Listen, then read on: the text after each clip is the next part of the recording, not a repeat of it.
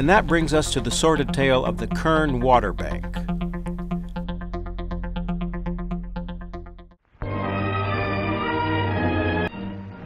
We're going to learn how banks serve us. Now, there are all sorts of banks. Banks for your money, blood banks, even sperm banks.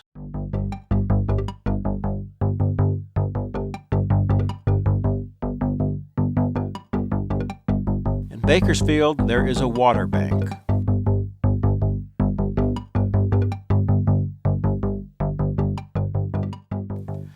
The water bank holds water in an underground aquifer. When it is needed, it is dispensed to the bank's members.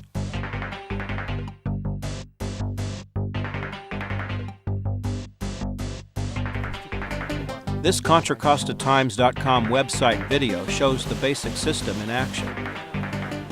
What we're doing is we're returning water back to our participants. So the water can go either way. Okay. Right now, all our wells are pumping. This is where the flow is metered, and this is hooked into a fiber optic system that goes up and down the whole California aqueduct, which goes to central facilities for the Department of Water Resources. The Kern Water Bank started as a project of the State Department of Water Resources. It was built to hold water underground until needed. The state invested a total of $74 million to develop the Kern Water Bank. But it could never get the groundwater storage part of the project going, partly because of a state law that requires the Department of Water Resources to receive local approval for groundwater projects, approval that Kern County would not grant. So, the state walked away from the project and arranged for the ownership to be transferred from the state to the Kern County Water Agency, in exchange for Kern County giving up a small portion of their claim to water. The agency then turned the bank over to what was called a Joint Powers Authority, made up of a handful of water districts and a private company, the Westside Mutual Water Company, which has a 48% stake. Another 10% is owned by Dudley Ridge Water District, and guess whose name pops up again? Stuart Resnick, whose Paramount Farms owns more than 40% of the district's irrigated acreage. The state had purchased this 20,000-acre alluvial fan from Tenneco Oil Company. They were going to use it to store water that came in wet years. It would have benefited everyone, not just a few. The state turned over this public asset to the Kern County Water Agency in exchange for the Kern County Water Agency retiring 45,000 acre feet. And that's all paper water. Paper water. Now there's an interesting invention. Paper water is just that. You can't drink it, you can't swim in it, you can't irrigate crops with it, but you can pretend that it is real. To understand the importance of paper water, you need to imagine the efforts that developers must go through to get a project approved by local government agencies. They have to ensure that when their building project is finished, it will have adequate water supplies. Usually, a developer actually can document access to real water, but sometimes that water is water in theory, meaning that on paper, the developer makes a promise to ensure that there is water when in reality that water may not actually exist. And worse, even if there is real water, that water could be interrupted, meaning that in the event of dry cycles, the water that had been pouring from the tap can suddenly stop flowing. It is a very profitable situation for developers, but it is a ticking time bomb for business and homeowners who have every reason to expect that their property will have ongoing water supplies.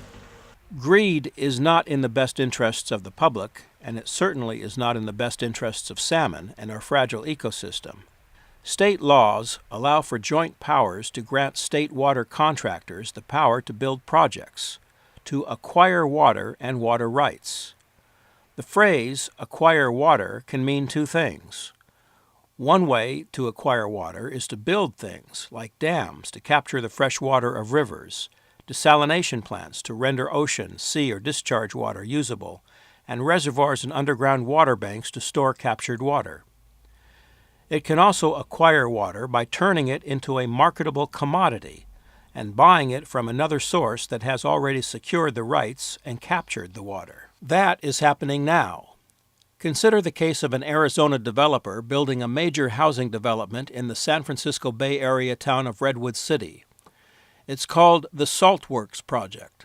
2 million commuters drive into San Francisco and San Mateo counties every week, congesting our freeways and bridges and polluting our air.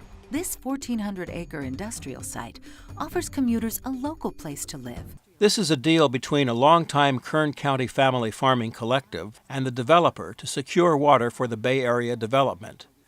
It involves the lease of water for 35 years, with provisions for another 35-year extension. The water involved is from the Sacramento-San Joaquin River Delta, acquired from the Kern County Water Agency. Marketing water, the selling of the public trust resource for private profit, may be good for a few individuals and corporations, but it's bad for California's decimated salmon populations.